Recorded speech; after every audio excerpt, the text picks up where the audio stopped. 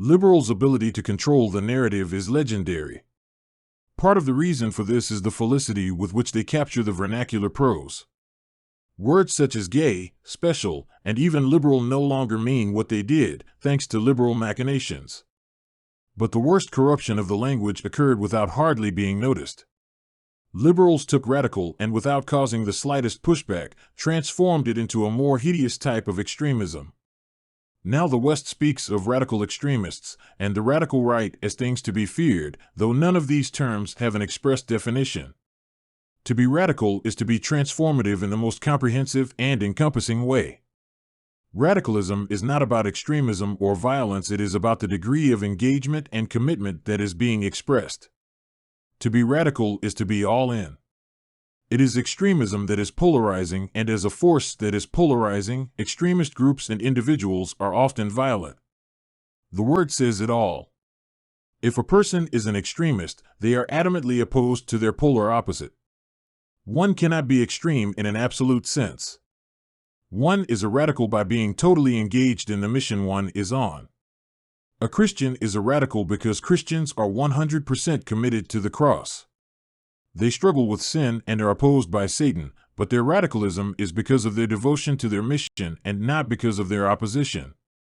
But with extremism there must be an equal and opposite reaction. Indeed, if there is no opposition, how is what one engaged in extremism or extremist? This would be of less importance if it were not for the role democracy plays in the development of extremism. If we all agree with one another and there was not the potential for extremist positions to take form, democracy would not exist. There is no justification for an election when everyone agrees on the outcome. The vote is supposed to reconcile the differences which are assumed to exist between two or more groups. The majority is considered to be the group most deserving of having its position supported. But all advances in science and technology happen when an individual or small group go against accepted wisdom and the majority opinion. In the short term, the differences of opinion that exist between voters are diluted in a sense of fair play. The group losing the election accepts the loss and joins with the other side for the good of all. At least this is the theory, even if the cooperation is only superficial and happens only to what is necessary to keep society functioning. But if one side wins too often or are viewed as winning unfairly or exploiting their win, the reconciliation that is supposed to occur after a win may be muted or non-existent, and a residue of animosity will remain. Over time, the animosity against the victor is likely to grow. Polarization will increase with every victory.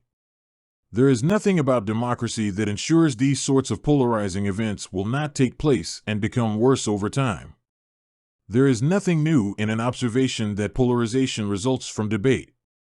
We know when two sides debate an issue, over time, the language becomes more heated, and the positions of the debaters will shift further and further apart. In a muted way, this process is present in the democratic process. Two parties may find ways to work together in the short term, but over time it will become more and more difficult to find common ground. Each side will be wary of giving the advantage to their opponents. Even when the other party wants to reconcile, the reconciliation is only desired by the winner.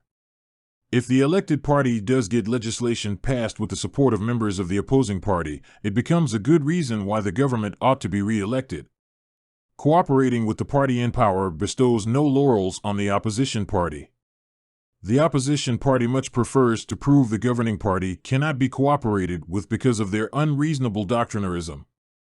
The only recourse when the opposing party will not cross the aisle is to become more entrenched in one's own position as the government. In power or out of it, the important thing to get across is the unreasonable intractability of the other party.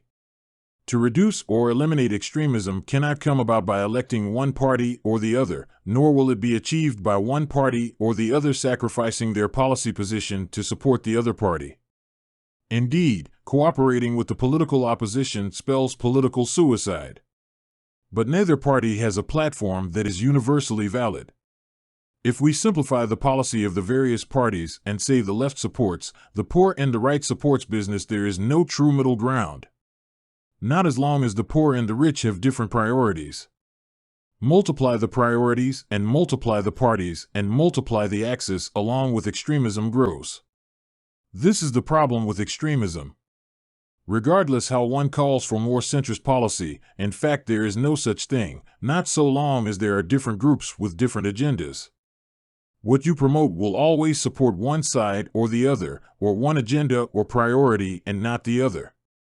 If it is the other side that your policy supports, rather than the priorities of your constituency, you have committed political suicide. In short, extremist positions can only be eradicated by abandoning extremist policy, which may or may not result in a similar reduction of divisive rhetoric from the opposition. In the final stages, an extremist group must stand for nothing to eliminate the division between them and their foes. This is not politically tenable, and so the world is faced with the prospect of continued and growing polarization fueled by political extremism, or adopt a radical approach to what has been seen as a purely political problem. The primary reason for the existence of politics and political parties is the claim that the private sector is not able to supply social goods, despite it being the private sector that is the ultimate supplier of these goods and services. The government at best simply brokers a deal between consumer and supplier. It never does any of the actual work. No government has built a road, taught a school, fixed a broken leg, or fought in a war. They take money from taxpayers and pay service providers. And they produce millions of pages of text to regulate more and more of our lives in ever greater detail. All of this adds to the division. None of it truly unites or strengthens the bonds of community. Even those who are helped often resent the charity.